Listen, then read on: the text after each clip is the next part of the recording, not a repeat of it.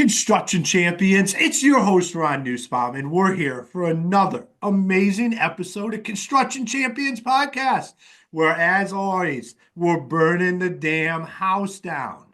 And that house is your business, your personal relationships, your relationships with your employees. Like I say, it's anything that's holding you back from being a construction champion, from being that champion for your family, for your business, for your employees, for everybody around you.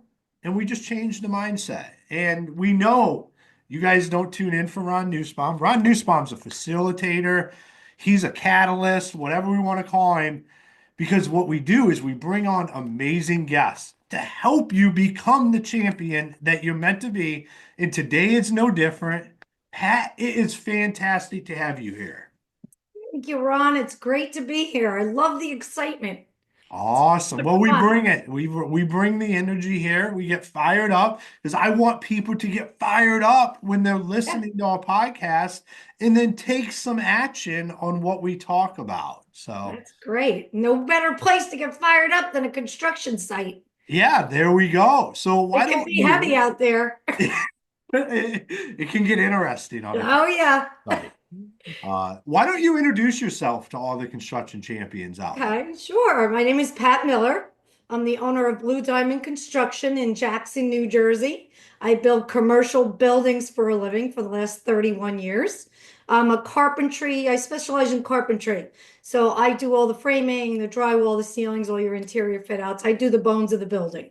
So I build everything from office buildings, ground up, renovations, to retail stores, restaurants, medical facilities, apartment complexes. So basically, I build everything that the local community shops in, walks in every single day. It's just I'm not a necessary evil in the background. So, Well, that's awesome because that's yeah, what construction is. And the at our backbone is we build America. Like we're right. the reason people can go shopping. We Yeah, people can drive to go do. So I love it. I absolutely love it. And thank you. I'm gonna dive right in there. I'm gonna ask you the $1 million question, and that is what makes a construction champion? Is communication chaos holding your construction business back? Emails, texts, and generic tools weren't built for your business. BuilderComs delivers a platform built for construction.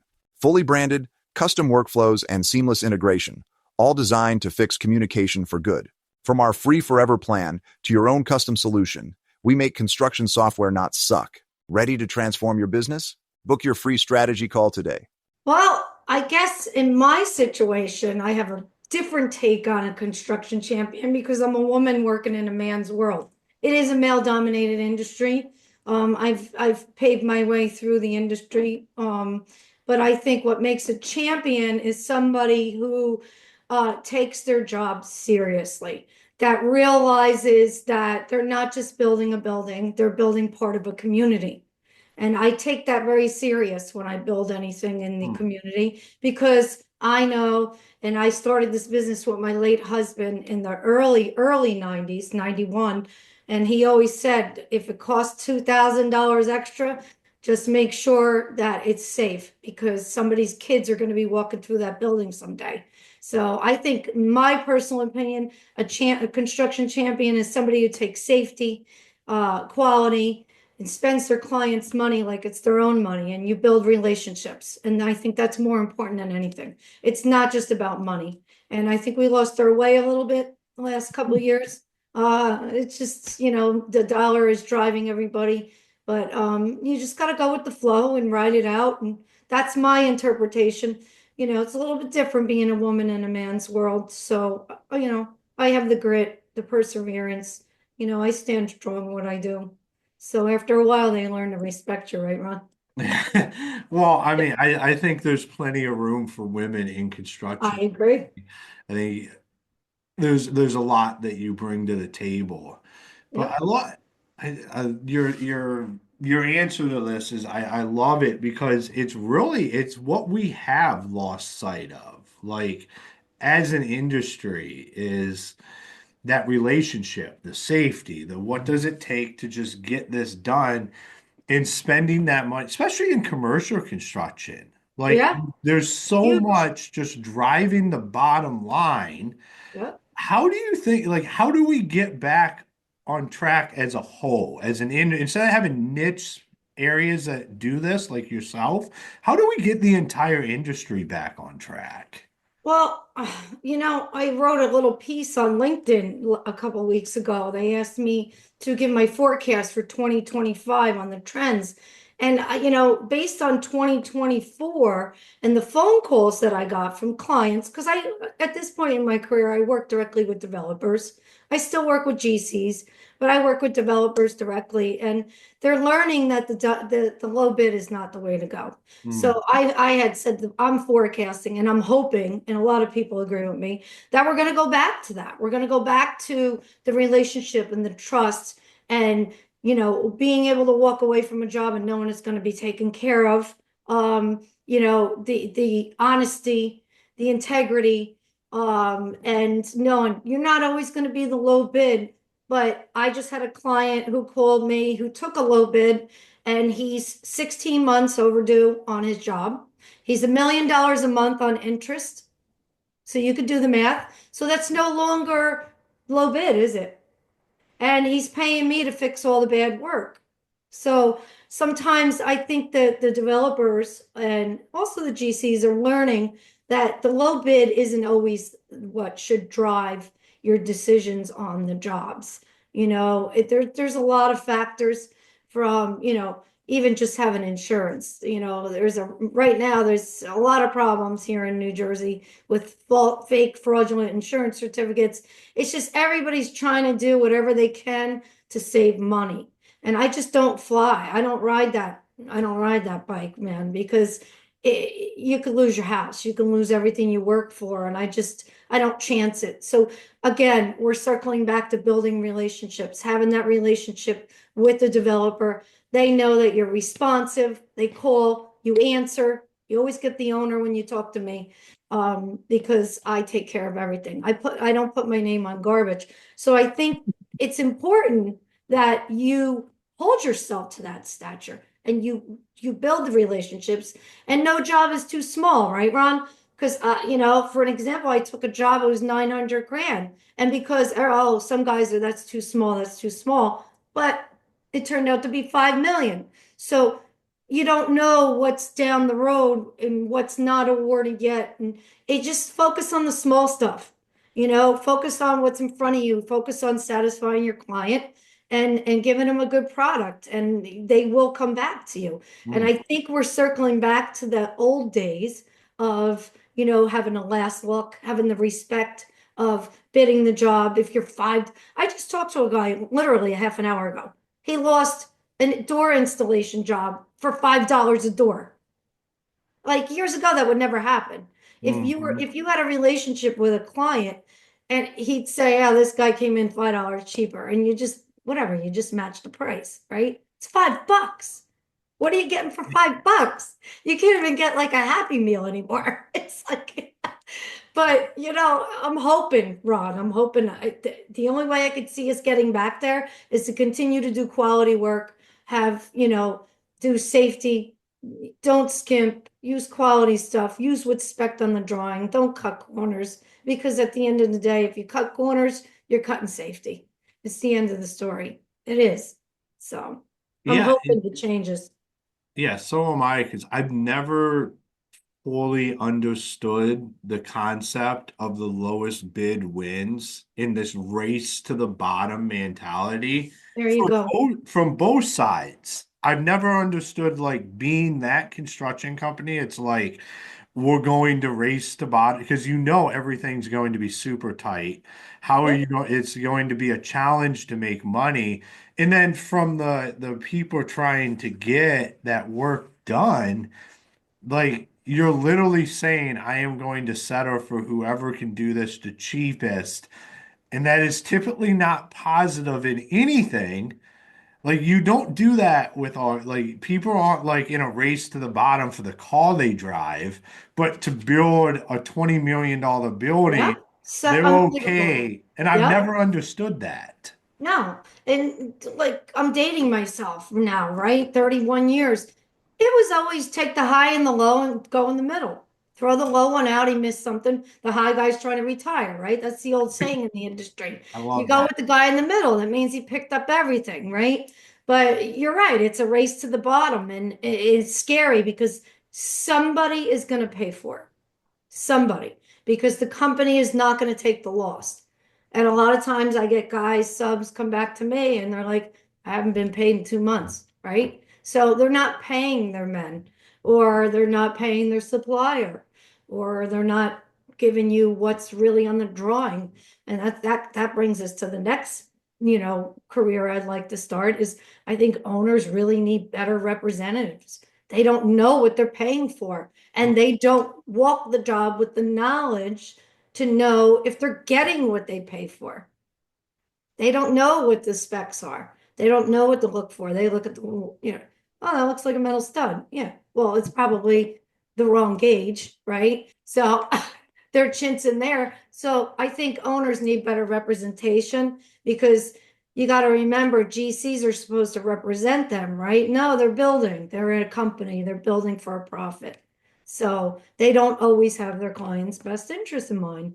And I try to stay true to that in my business.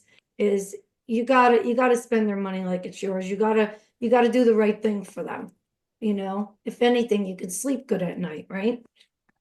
Well, I So, mean, that's how the construction industry as we've developed, and like it used to just be that like that. mhm.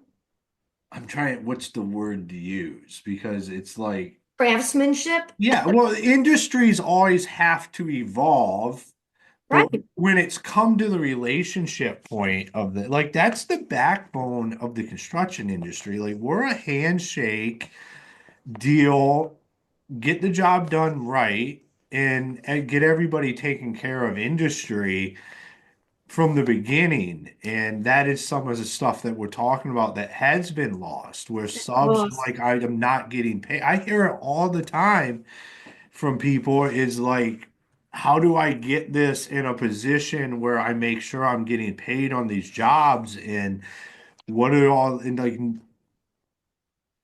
all the contracts suck. They typically only benefit one person. Yeah, It, their but the thing contract. is the other people aren't taking the time to understand and read that stuff, or even have the conversations. Like, it's all paper. It's like, I'm going to send this over, you accept it, then they send you Yeah, something back, you sign it, and you don't even have a person that you're having that relationship with and having that conversation. So it's really not even real. I always say, like, if we're just a bunch of paper going back and forth, it's not even real. Like, there's no. no person attached. Yeah, it's their contracts of convenience. They're basically, you want the job, you sign, you sign in blood, right? So, that doesn't always fly in a court of law, but I've become pretty good at reading contracts and lining stuff out. But it's just part of the industry. And, the longer they make them, the more confusing. And, a lot of the guys are using AIA contracts, which are typical. You just got to go, after a while, Ron, you go know exactly what section to go to and line item stuff out. And I don't know about where you're from, but, down here in Jersey, New York, they're starting to change some laws. Now it's maximum 5% retainage because nobody's running on 10% profit line anymore. Those are the old days. So they're starting to change that. Hopefully there's a bill in New Jersey, I think is coming up, where you can't get the CO until everybody's paid, which is nice, because why should you start collecting rent and start, getting your ROI on your building if the people who built the building aren't Hmm. paid? So Florida's had that for years. I got to give them credit. They don't know how to vote, right? But they Well, can. you would think like that would just be common sense. Common sense, but Like, it's not. Yeah, it's not. They're allowed to get a CO when there's still outstanding bills.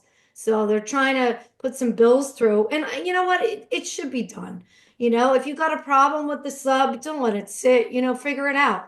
Like if you owe them 50 grand, say, look, you missed this. I got to put a guy on it. I'll pay you outright for 35. Whatever. Everybody signs the final lien waivers. and you walk away, shake hands. It's part of business. You got to give and take. Sometimes the guys don't do, what the client's looking for. You try for, perfection, but it's construction, Mhm. it's not, nothing's ever that easy. You got site conditions, you got other trades that you're dealing with that are destroying your stuff. You know how it is.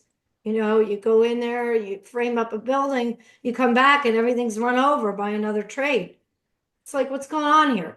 Well, the HVAC guy doesn't know how to drive his lift.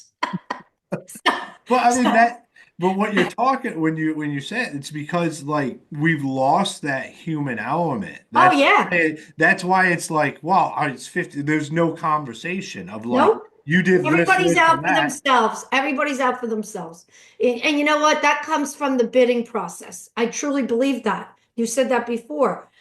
It sets the tone for the job. Hmm. If you keep nitpicking and go low, low, low, low, oh, and they lie too. I have another guy who bid 10,000 cheaper. So everybody who's desperate for work, they got kids to feed, mortgages to pay. We're all human. We're trying to survive. I Yeah. always say, Ron, we're all in the same ocean, but a different boat. Some boats are yachts and some are rowboats, right? Yeah. Oh, that's 100% true. Yeah, we're just trying to survive. We're trying to wade the water. So, they set the tone with it being cheap, cheap, cheap, hurry up, and then especially if you're doing retail is highly pressurized time constraints.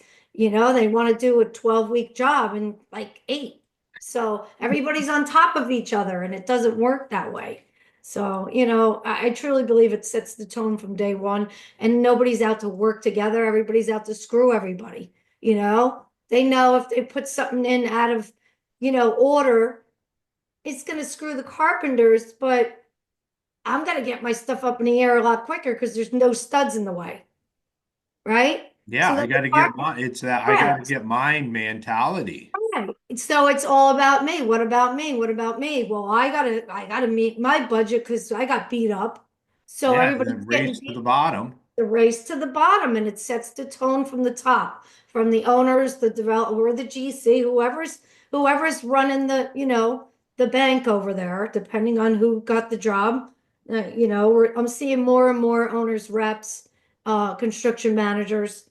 I see GCs are kind of like going off to the side a little bit for the last couple of years anyway. I'm sure they'll be back.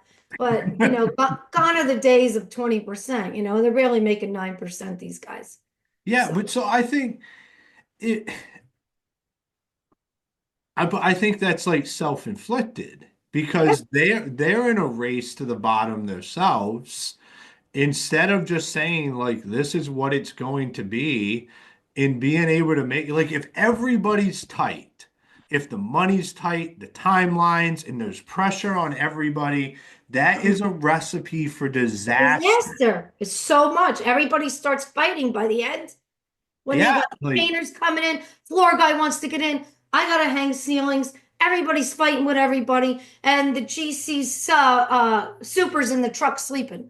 It's a true story. Just had one. yeah, And I'm like, is anybody going to take control? So, you know, not to toot our own horn, but the carpenters usually run the job. They're there from the beginning. They lay out all the walls, and they're there at the end when they're doing the ceilings and the mhm, finishes, right? They're yeah. doing the FRP or the finishes on the wall. So the carpenters, everybody, if their super's not around, they come to the carpenters. What are you doing over here? And a lot of the times, honestly, we kind of work together because we know if we don't work together ourselves without any, super outside influence, it's just going to make our lives harder. So Yeah. I'm going to give you this wall. I'm going to one side that. Oh, that's great. The electrician can get in, run his wires.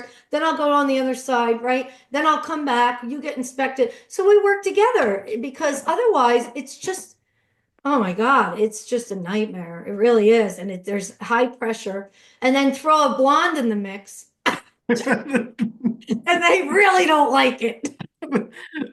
But I mean, the working together, like to me, this is just guys. Everybody listening out there is like, this should be common sense. Like if Should you're be. running a job site, Yeah. the goal shouldn't be to make it as hard as possible on everybody and cut everybody's profits as tight as you possibly can. The goal should be able to make it as easy as Yeah. possible for everybody to work together and let them make a living. Like I we're agree. all in business to make a living here. I think the reason why, like what you've said it many times, like we're not in the 20% days anymore. No, I think that's self-inflicted because we have driven this to where nobody can make any money on our projects. It's got to be this lowest cost. And what has that done? It's driven the company's profits down because if you're pinching everybody, you're not going to be in a position to make more yourself. It actually, I think it works backwards. it Like does. people, Actually, you're right. Because I was talking to a GC. The subs are making more than the GCs. yeah, and I think they've shot themselves in the foot. Yeah. Because If they're they putting would the have just supers. Yeah. if they would have just been like, hey, we're going to make a healthy profit, it's going to continue to scale. We're going to make sure that everybody that's on these job sites are making money. It's eating into their profit because of all the overruns, all the stuff that happens, the mishaps, because they're going low, low, low, Yeah. and it just wreaks havoc on their business. It's got to stop. We got to go back to the way we did business. I understand you got to roll with the times. I understand that. I'm always looking at different, materials and changes and what makes stuff to speed it up. But you're right. It's got to stop. It's a rat race. It really is. This is not an easy industry to be in. I always say they make it a lot harder than it should be. Yeah, They do. They make it absolutely. harder than it should be. And the best times are when you're on a job and you've worked with all the guys before. They know who you are, especially me. You know, some guys that come on site, it's not going to change in my lifetime. Being a woman in construction, there's a lot more women now. I think it's 11% of the workforce is women, but a lot of the women are in the offices, PMs, project managers. They'll come out on site. I'm on site all the time. Hmm. So I'm there from the beginning. I lay out my job. I snap the lines. I do all of that stuff. So, not saying that other women don't, but it's come a long way since 1990. I always say, Ron, I've been blazing a path for women in construction for 30 years because they were not nice to me. Come here, sweetheart, get me a cup of coffee, will you? And Well, then I bring them the coffee and their paycheck, and they go, "Oh, boss." I will say that I think there's nowhere better than on the job site as well. And I think Have to be there. as a man in construction, that's out of the ordinary. As like me and you are just we're what they say are the crazies. Like everybody's goal is to get off the job site. No, I And can't. when I was off the job site, I was like this, like, how do I get like this wrapped up so I can go out to the job site? Like that's where the fun's at. That's where the everything in. Yeah, and you gotta watch. It's your business. When Yeah. when lady boss isn't there, they don't work as hard. They So don't. I So when always, I'm there, they work. You got to check on them. You got to yeah. make sure. 100 times you tell these guys that, that's a whole nother probably podcast on the quality of the labor that's available now. A lot of the true craftsmen are retired now. We have a whole different workforce. And, a lot of these guys, they're good men. They work, but the craftsmanship is not there. You know, they start out, a lot of guys in the carpentry started out as laborers and then they picked up the framing or they picked up the trim. There's some really good guys that do trim work stuff, but years ago it was a little bit different. Let's Well, just, yeah, and that guy, that's one of the things that got killed into the race to the bottom is somebody that's a master at oh, master that. carpenter, Like they're not going to compete and they know their worth. Like they're not. So you start to lose people's ambition to be that because they're like, I can just punch this stuff out on this job site and it doesn't, I don't have to be a master of this. So I mean, that's the ownership and the pride in the craftsmanship that we used to have has that's started to go away in those Yep. words where everything's just what's the lowest cost. Well, John, who's been doing this for 30 years and can do it better than anybody, is at the lowest cost. So he's over here working on custom homes instead of doing what he used to do for years in these commercial buildings. Yeah, you're absolutely right.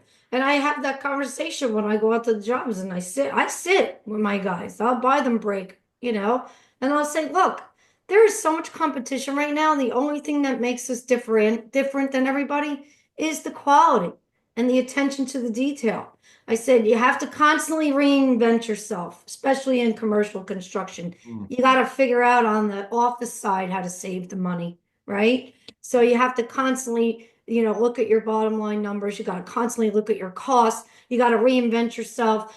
Maybe we should do this. Maybe we'll add painting. If we're doing drywall, we can do painting and we can make a little bit extra money and make it go. But it's constantly reinventing yourself. What's the new products? What can we offer? And I've done that quite a bit over the last 30 years. You got to reinvent yourself. At one point in my career, when my husband was alive, 95% of our business was retail. Guess who came along? Amazon. mm, We had to reinvent ourselves. I said, oh, so my late husband said, what are we going to do? Nobody's building big box retail. Black Friday doesn't mean anything anymore. No more big budgets. So I did some research. I go, looks like we're going to be doing a lot of medical buildings. mm, And that's what we did. We flipped into medical. We did a lot of DaVita dialysis. We did a lot of medical walk-in clinics, satellite emergency rooms. You got to reinvent yourself. You got to look at the trends. Retail's coming back a little bit now. People are changing the way they spend their money. They want to touch it, feel it, see it, but you always have to reinvent yourself. You got to figure out a cheaper way for insurance costs. I don't even know if that's possible anymore in my state anyway. It's like, oh my it's God. not. If you go Yeah. back, if you go back, Mine went up $4,000. I'm like, who gets a $4,000 increase in 1 year? what It's it, just a couple episodes before this one, I had a lady that does insurance on, oh, and she's like, it's just it's just a losing battle currently. Like it's not good. something, she thinks like the insurance industry, something's going to have to happen with it because it's really a losing battle. It And really is. It's actually a little bit scary. Some lines are dropping off altogether. mhm, And you know what happens when there's no, look at Florida. There's yeah, only two companies that you can get hurricane insurance. Otherwise, you're thrown in the state pool or the federal pool. I don't know which is the one, but unless you can prove to them that you got hurricane windows, impact glass, they don't even want to look at you as to be insured. And I just don't understand it anymore. It's like, why are you insured if you don't want to pay for anything? But that's a whole nother show, right? no, that is absolutely, but That's a whole man, nother show. So, I but mean, anyway, it's just, I'm hoping 2025 changes the way people do business. Maybe there'll be a little bit more breathing room now that the election is over. mhm, It was a tough year in my industry down here in Jersey. A lot of stuff's been put on hold for until 2025. People closed their books for the year. They didn't want to do anything with elections, waiting for rates. We're an indicator. Commercial construction is an indicator industry. It indicates what's going on in the economy. mm, You know, absolutely, the guys with the big money, 1%'s a lot when you're talking about hundreds of millions of dollars.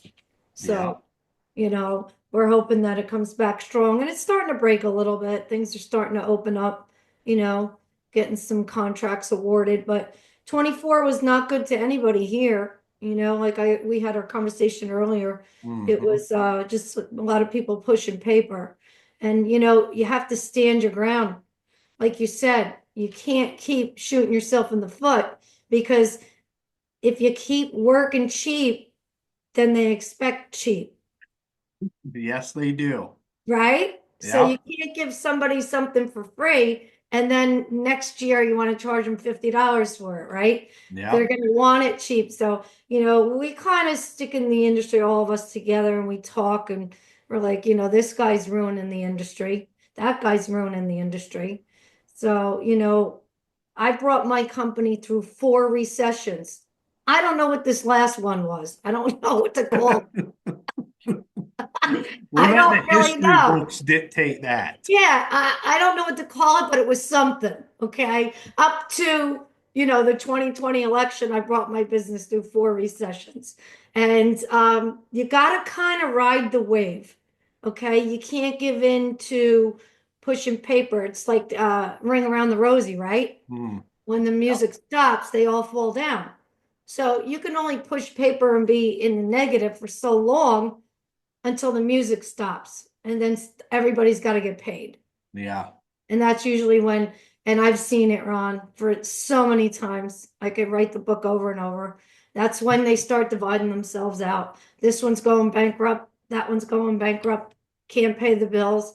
Oh, three and a quarter, $300,000 to this supply house, that supply house. Subs aren't paid. Something's gonna give, like we had that conversation earlier. Hmm. If the costs are the costs. If it's below the cost, the music stops, right? They all fall Yep. down. So, hopefully 25 will be better. I think it will. I absolutely think it Yeah. will. And this has been a fantastic Fun. conversation today. Mhm. So, for all the construction champions listening out here, out there, out here, wherever they're at, if they wanted to connect with you, follow you, learn more about what you do, where's the best places for them to do that? Oh God, I have a couple websites. So I have my business website, Blue Diamond Construction NJ, like NewJersey.com. I have my own website, Pat Miller, the Pat Miller. I think it's patmiller.com. And then I'm all over social media, Pat Miller 11. I'm on Facebook, I'm on LinkedIn, I'm on Instagram, and I'm on X. So you can find me there. And then you can see my number international best-selling book I wrote about a little bit about the construction industry and how I got into it, and my story of how I'm surviving without my late husband. And that's a book called Kicking Karma's Ass. It's available on Amazon, and that's all on my website. You can find it in all of my history. It's all pinned on my socials. But that's a really fun book. Some stories about construction, and it's a little bit of happy, sad life. It's Mm, it's a little bit of everything.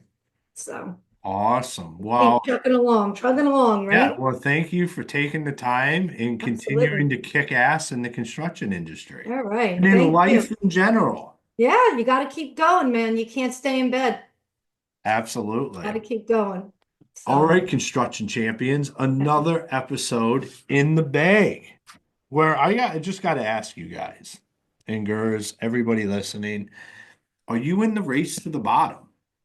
mm, Not just with the bids, but think about your entire business as a whole. If you're constantly outsourcing something, trying to find the cheapest way to do something, are you at a race to the bottom with your business as a whole? Or are you looking how you can always just provide the best service, the best quality, the best experience, and understanding that the profits and the revenue were streamed from a reputation of doing that? Anything we do in our businesses has an impact. Like earlier when I said I feel like the big dogs shot themselves in the foot by having this race to the bottom to do business for them. I believe that just stems from the fact that they started putting that out there and the universe self-corrects itself. They yeah. probably originally thought they would go from 20 to 30. Instead, they went to 9. Like that's what happens anytime you start to implement this different stuff in your business. It has adverse side effects. So it's why it's so important to understand who you are as a business and just stick to that. Don't veer off of it because some situation dictates that. Never let the situation dictate who you are, that you let who you are dictate that situation. Don't lose sight of that. So if you're currently always feeling like you're in this rat race and you're in this race to the bottom, I would recommend just look in the mirror, take a hard look at your bid, like how are you making decisions within your business? And you'll probably start to see how that's affecting that and why you feel that way. Because if you're shortcutting something or you're trying to do stuff on the cheapest way, you're going to attract clients, you're going to attract employees, you're going to attract people that have that same mindset. And the last thing you want is a client that believes that the cheapest way is going to be the best way, because you'll be the first thing that gets cut. So Yep. think about that, guys, ladies, everybody out there listening. Make sure you go out, you check out all of our fantastic sponsors. And until next time, be the champion you were meant to be. Tired of losing track of promising leads? Struggling to convert inquiries into contracts? Build 12 is your solution. Over 30 years of industry expertise tailored for contractors ensures seamless lead management and nurturing. Boost your closing rate with ease. Experience the efficiency today. Download Build 12 and supercharge your business growth. Don't wait, act now. Unlock the potential of property intelligence with HomeTrack. In seconds, generate over 250 data points from a single address using advanced imaging and public data. Streamline property assessments efficiently, saving both time and resources. Enhance your decision-making today. Experience the future of property insights. Engage with HomeTrack now.